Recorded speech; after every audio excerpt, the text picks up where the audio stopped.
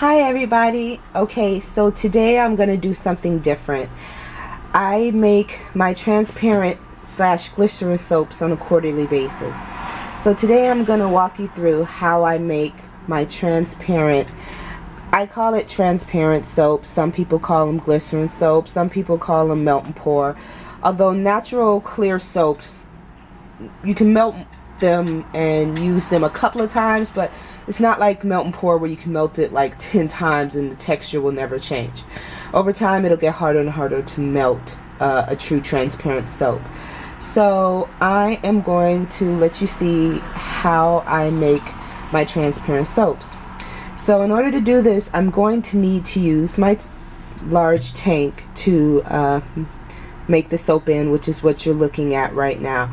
Now this is a 55-gallon tank, so you know we're not gonna I'm not making that big of a batch, but you'll see why I choose to use this particular tank. This is my deeper tank, and I use it because when you add the alcohol, which is one component of making a transparent soap, it causes the soap to foam and rise when it reacts with the lye initially. So, and it billows and rises pretty big, which you'll see.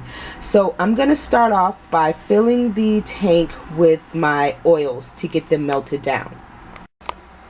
Okay, first I'm going to add in palm oil, which is the main oil that I use in my transparent soaps, because it makes for a really hard bar, and it also helps with the translucency. Then I'm adding in coconut oil,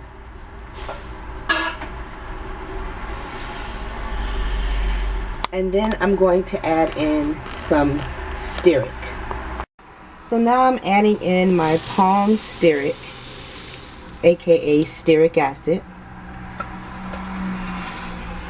And pour all of that in there, and I'm going to let this melt. I'm going to put the lid on, and I'm going to give this about 10 minutes to completely liquefy. These are all the oils that I'm using in this formula at this time. Later on, once the soap has processed, I'm going to then add in some shea butter. Actually, there's one more oil that's really important that I am going to add in again after these oils have already melted, and that is castor oil. So like I said, I'm going to let these melt, and then while this melts, I'm going to measure out my castor oil and get it ready to add in. Okay, so now I'm going to, you can see the oils have melted. Now I'm going to add in my castor oil. Castor oil is really important when making your transparent soaps.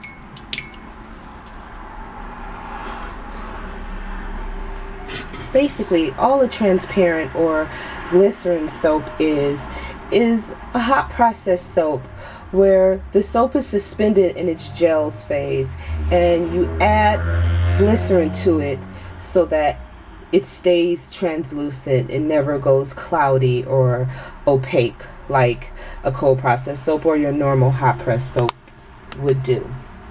So now that I've got my castor oil in there, I'm gonna add in my lye water mixture. This I have to do really carefully. Another thing with your transparent soap, your temperatures are not important at all. So you don't have to worry about measuring the temperature of your oil or the temperature of your lye, because it's going to get heated anyway.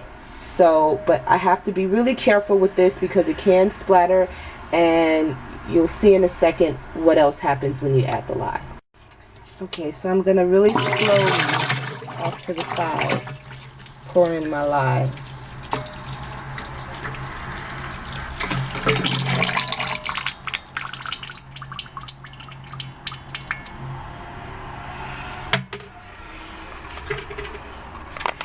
And I'm going to initially stir it, and what's going to happen is it's going to thicken pretty fast.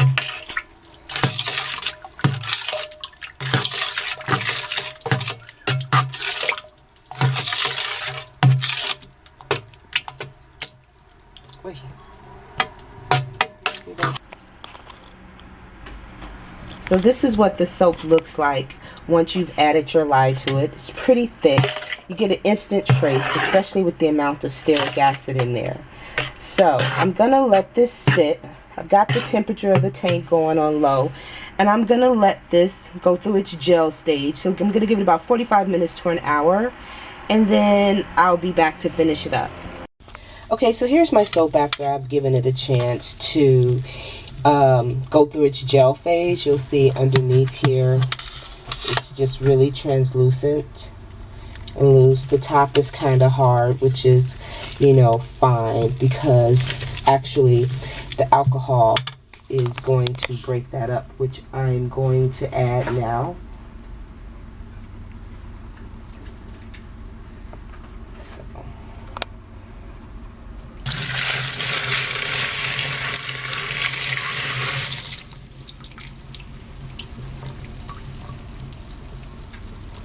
At this point, I'm also going to add in a simple syrup that's 50-50 water.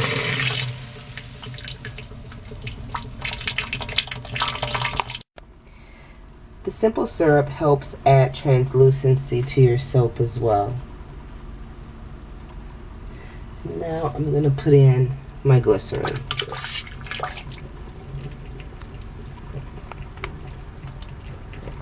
Okay, so now that I've got everything in here, I'm just going to give this a stir. I've got my alcohol, my simple sugar solution, and my glycerin. And I'm just going to stir this to break it up. And I'm going to put my lid on and let this sit for about another hour so that it can completely liquefy. Also, what's going to happen is the reaction from the heat and the alcohol is going to cause this to bubble and rise up pretty high, so it's going to release a lot of fumes, and it's going to be kind of hard for me to hold the camera while that's all going on. So I'm going to just give this a chance to completely liquefy, and as you can see, it's already starting to liquefy.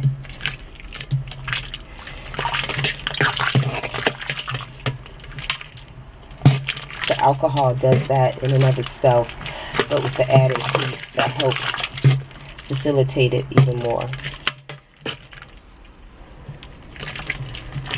So I'm going to leave this alone for about 20 minutes and then come back and check on it. Be sure to scrape down the sides so that you get all of that soap in there.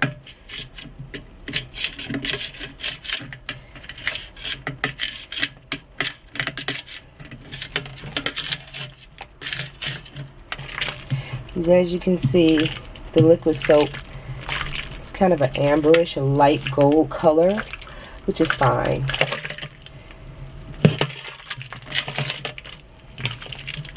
Okay, so I've got it broken up pretty good.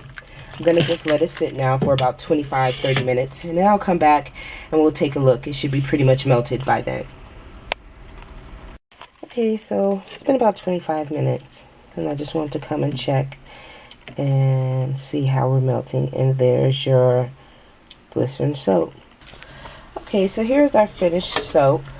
Remove the skin that forms on the top aside. There's your glycerin soap underneath, and the skin will keep forming, as you can see, but it dissolves right away when you just stir it back in.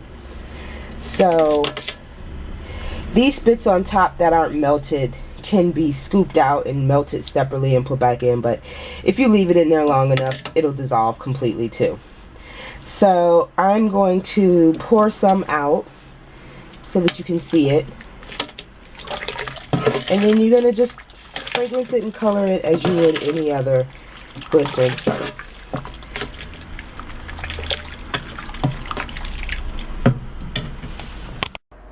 Okay, so here is my glycerin soap. And just like with regular melt and pour, a few spritzes of just plain alcohol gets rid of the bubbles that might form on top. So you can color this the same way that you would color any other melt and pour, whether you use food coloring or certain herbs for coloring. It's totally up to you. So I'm going to use a bit of turmeric oil.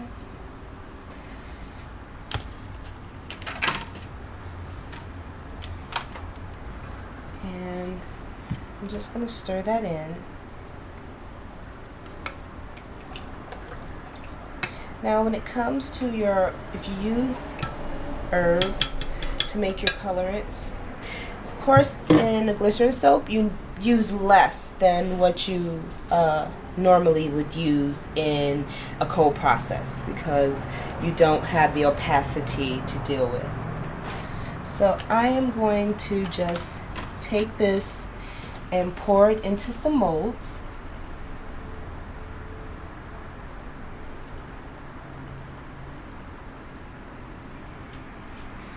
And then I'm going to pop it in the freezer so that it cools really quick.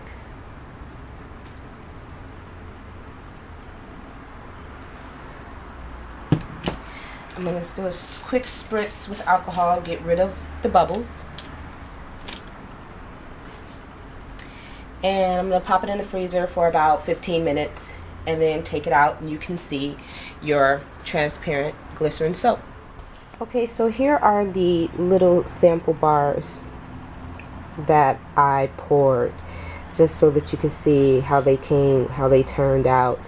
I colored this with turmeric, and as you can see, it went a rich, deep orange because, like I said, you just need a little of your colorant for your glycerin soaps since they're transparent.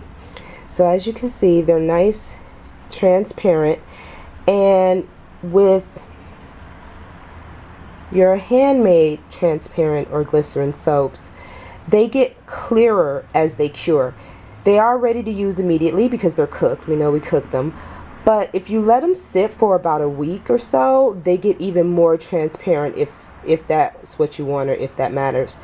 You know, doing these comes in handy for me when I use like really expensive essential oils that if you put them in cold process you would need to use a lot of, or you could possibly lose their, you know, gentle scent.